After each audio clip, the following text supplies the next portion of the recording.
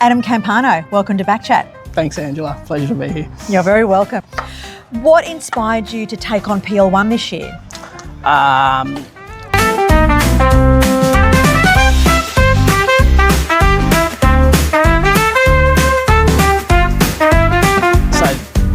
coached PL2 for 3 years. I guess it would be a natural kind of pathway to then take the first grade job, but I hadn't actually given it much thought. The previous first grade coach, Craig Martin, was a good friend of mine. In fact, I was only able to do my job as second grade coach because he would drive to pretty much every training and game, and I'd get a lift with him. So I've got a bit of a phobia of long drives, in particular at night time.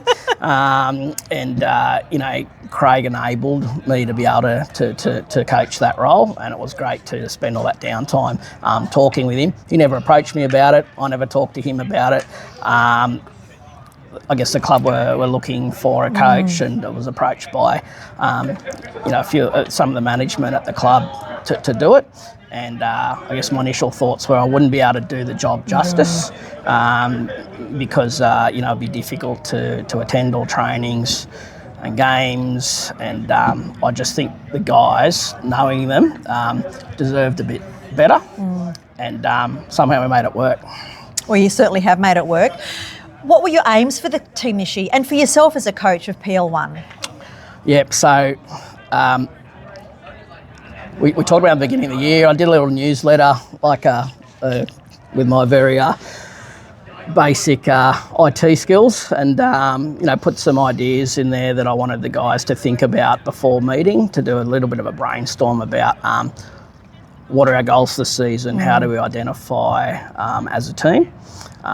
We did have some kind of outcomes that we were looking at. We wanted to be better than like the 6th place team every year and like have a top 4 goal, but we didn't achieve that. But that wasn't the big picture at the end of the day. It was around, mostly around culture, around developing a good culture with the team, which was already there.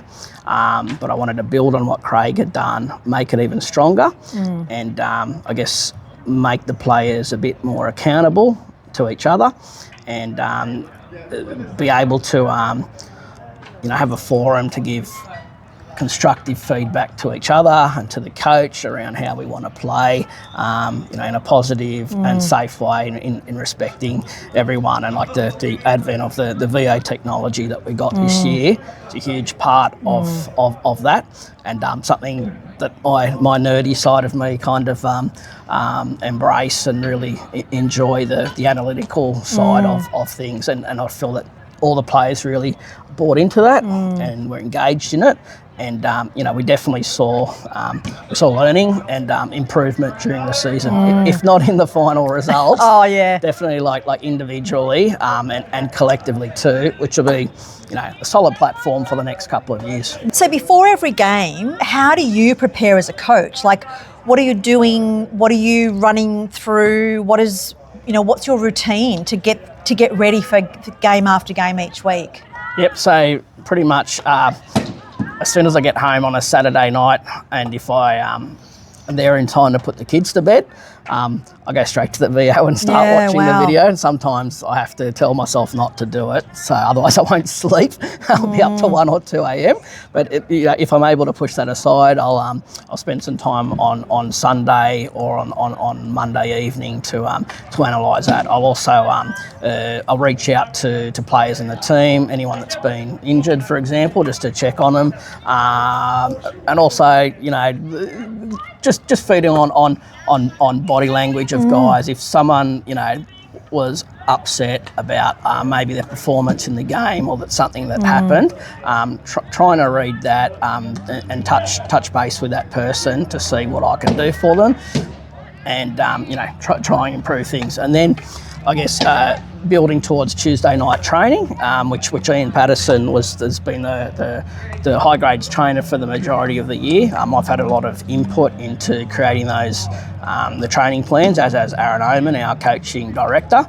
And towards the end of the year, when like Ian's been not so much available, I've been taking on those sessions myself a little bit more, which has been exciting experience because it was not something that I thought that I was, but maybe not my forte, but I did it, and again, it was all about promoting that kind of collaborative atmosphere with the guys, that we can try different training drills and then build on them, change them as they go if something's not working, and all about trying to get replicate things that we're doing at training, patterns, and incorporating them on Saturday, and explore a bit of that. It's an improvement. What about in the midst of a game? So if they're playing really well, I guess that's probably the easier part of coaching, but how do you handle those moments where, play's breaking down, you can see the boys really being affected by maybe the score, Yep. They're not playing well, things aren't connecting, loose passes. Like, how do you, as a coach, not only just kind of keep yourself in check, so how do you manage those moments where things aren't going your way?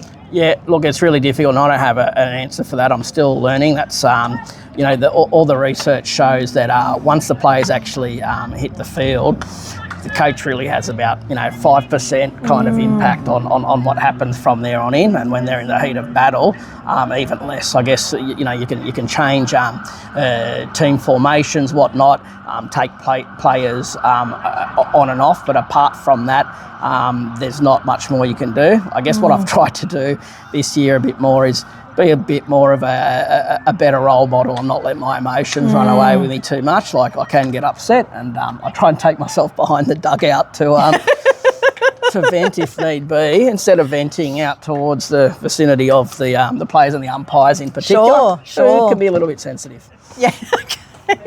And I mean, look, sometimes umpiring decisions don't go our way, and there's probably plenty of games that I can think of where decisions cost us a game. How do you talk to the boys about that? Because it's easy to kind of blame external factors, and sometimes there's legitimate reasons for that. Yeah. How do you talk through where these external factors directly impact them and impact the score? Yep. Yeah, look, never blame external factors. I mean, that's the easy way out. That's a cheat code, basically. At the end of the day, it's all about us being accountable and, making sure that we take the luck element out of the game as much as possible. The guys are, they're the creators of their own journey, and, they just, I guess, they need to find a way amidst all that to be disciplined and, to make sure they minimise the chance of, I guess, being impacted by umpiring decision. I think by and large, we're pretty good at that. Our disciplinary record is probably pretty good this year. You talked about your friendships here, and you've got many, many friends. What was the transition like for you when you were a player and a mate to becoming a coach? There's a different level of respect that I guess you would have to kind of harness. So how did you make that transition from player to coach? I guess from the outset, when I started coaching second grade 4 years ago, I just changed my whole coaching philosophy to what I did when I was younger. I guess when I previously coached, when I coached kids and women's ML1 and ML2, I kind of presented myself as the expert, the be-all, end-all, and told people what to do. Not a particularly collaborative environment, but that's what happened. It was a long time ago. And to all intents and purposes, it served a purpose now. The more recent experience, I couldn't do that. I'm not an expert. I didn't play a lot of first grade. I do watch a lot of hockey. That counts for something. But a lot of the players that I went into with that PL2 side, Alistair, Ian and Josh, they've all played like 250 odd first grade games. Very experienced guys, a lot of knowledge, played high level hockey, and I went straight in with the tact that this is going to be a collaborative experience, and I'm just going to be the facilitator basically of the knowledge and try and guide them in the right direction. So in that way, I guess I wasn't telling people that I'm not only friends with, but more knowledge than me of hockey, what to do, and it was a very organic way of working, and it also it encouraged other people in the team with maybe not as much experience to speak their mind and contribute. And I thought, this works, and we went from, I think we came 7th or 8th the first season to then fifth the next season and fourth the next season. And there was like there was an improvement of results there based, I think, on the coaching model that I had in place. Yeah, it's a really different sort of style when you're kind of more that facilitator and transferring agency from the coach through to the players. I think that gives a lot of kudos to the fact that they've got the ability to kind of think critically, think strategically, Yep. And be able to kind of share that knowledge. I think that's a really lovely way to kind of transition that. And I think for people who are watching, who are thinking of becoming a coach, I mean, that's a really great insight that you can kind of bring to that experience for those people. As a coach, was there anything surprising that you learnt about the team, about yourself this year that you didn't think would kind of happen to you? Yeah, I thought a bit about that. I wouldn't say anything surprising so much, but well, maybe surprising in that, like, some of my younger players really stepped up in terms of showing leadership in the team. Specifically Tim, Henry, and Orlando. Orlando really took the lead on a lot of pre-season training, and did his own drills, and was always the first one at training, the last one at training. Contributed a lot to the team in terms of our PC attack and our strategy. Tim was more of a silent, I guess, leader, but you can just see there the transition from him as a striker, which he's played all his life, to now a centre midfielder. He's one of the best players he's a gun in the competition. Yeah, he's a gun, yeah. And, he just really helped transform our side, and we're a lot more dynamic in attack through our midfield because he was in that centre position. And Henry, his level of improvement from last year to this year, in terms of just the elite level of fitness that he has, and his never say die attitude, again, just shows that natural leadership from a very young boy through his actions. Yeah. So those three in particular, like, I'm very proud of, and because they're so young, they can only improve. Yeah, I mean, even as a spectator, you can kind of see that transformation of these young players that are really kind of stepping up and showing such maturity beyond their years sometimes, and it's a really delight to kind of watch that under your leadership. Thanks. This year sometimes was a bit of a mixed bag in terms of the weekend results. If you could have a do-over, are there any games you would like to go back to? And if you could kind of redo it, are there any that come to mind for a do-over? Sliding doors moment? Oh, yeah, of course there is. I mean, after 9 games, we're on 16 points. I thought, we're going great here. We only need to really, win a few more games, and we're going to make finals comfortably and maybe press for like a top 4 place. And then I guess something happened in the game, the second live stream game we played at Homebush against Northern Districts. I don't know what happened, but no one turned up. The chat in the change room was great. The warm up was pretty good, and then we went out there, and I don't know. It's there on video forever. So I went back and watched it the next day to think, was I as harsh as what I thought in my assessment of how he played that game? And we were worse. And it was just so out of character, because the majority of the guys are big effort players. They give 100% all the time. It doesn't always come off. We play better teams, I accept that. But that game we played against a team who we absolutely smashed in the first round, and I'm still not quite clear how they came up with a 1-0 win there. But we were certainly we were very passive, and that was a start, I guess, of a sequence of games. We were just a little bit passive, coming out from the back and then moving forward, and then that carried on to the game at Gordon, where we needed to win that basically, and we were in front 2-0 from memory, and then they dragged their goalkeeper off, which you wouldn't expect, like 2 goals down. They're not playing for finals, and that totally threw our team, and I didn't even see it when it happened initially, and I guess I didn't respond to it as a coach. I thought, well, they can do what they want. They don't have a goalkeeper. But they played an extra person higher and backed their defence, and we weren't able to cope with that extra high player, and they ended up scoring a a couple of goals there to draw the game. And of course, then there was the incident at the end of the game where we had a PC with no goalkeeper, and it's just unfortunate. It just seemed that the game was predestined to go that way. What did you learn from that experience? I mean, because these are all opportunities to learn something. Yep. When you reflected, did you come away with a different mindset of how to handle those moments the next time that would happen? Yeah. In terms of like coaching at the time, I'm not 100% sure still. I guess I'd be looking at, having a chat with Azza and seeing what kind of strategies to put in place when someone drags their goalkeeper, when they're chasing a game. Like, how do we change our team formation?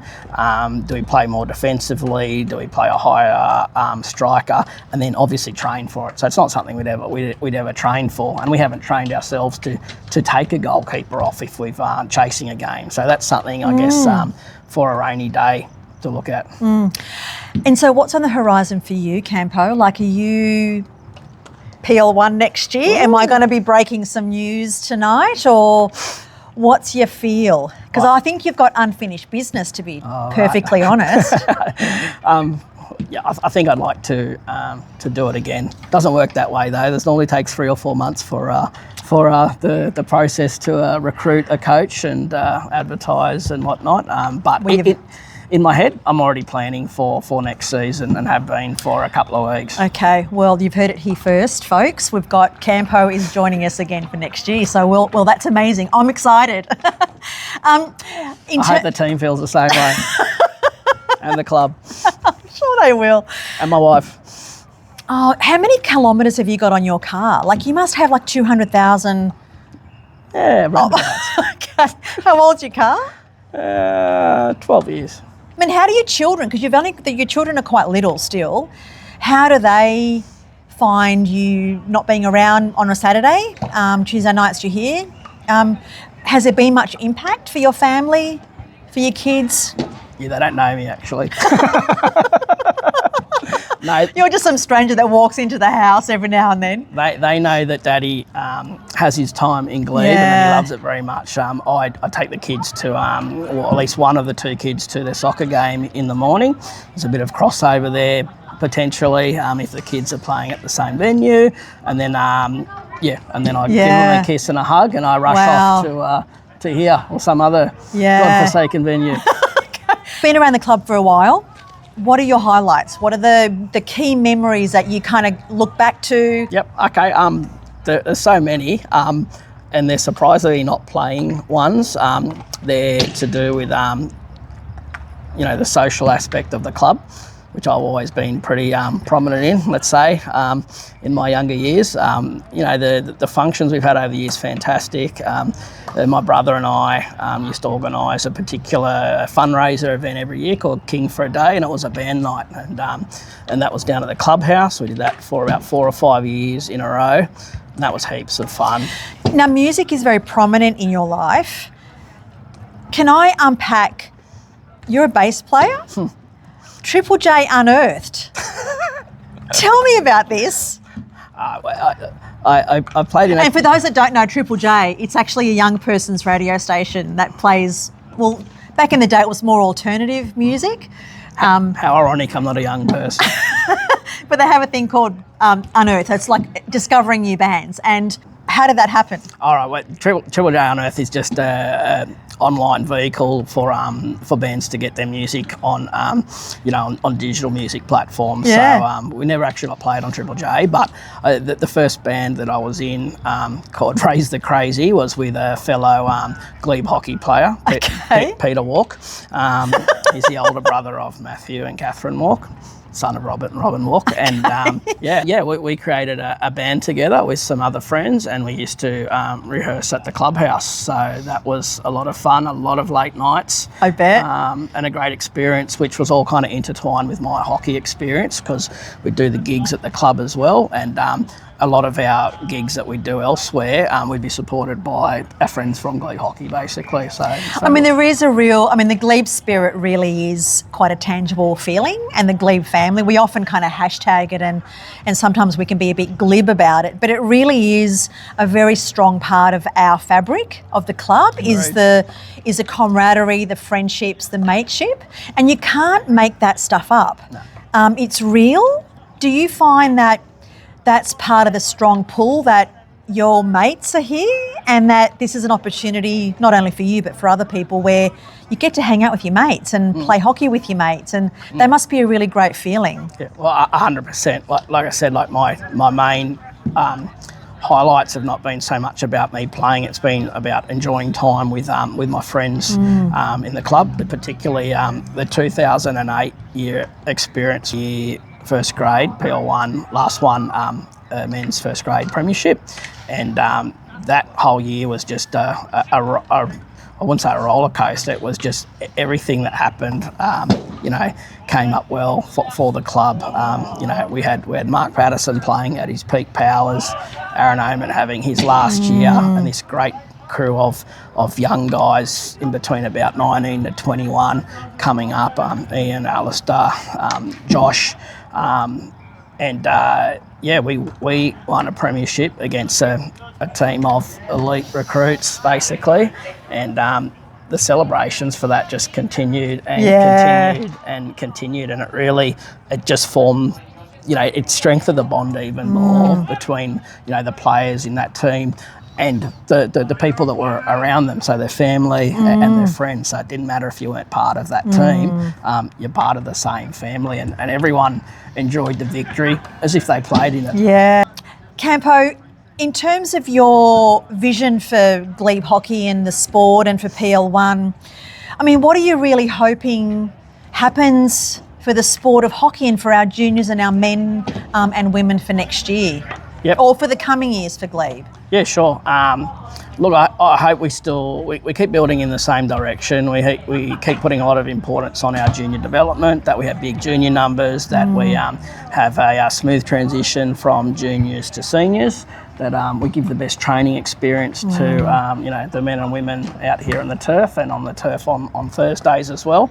And we keep building on that really strong culture that we have here to make sure that the glebe club is viable and relevant, I guess in the future, and stays strong. So I mean, my biggest worry is knowing that a club is going to get relegated from the PL grades this year.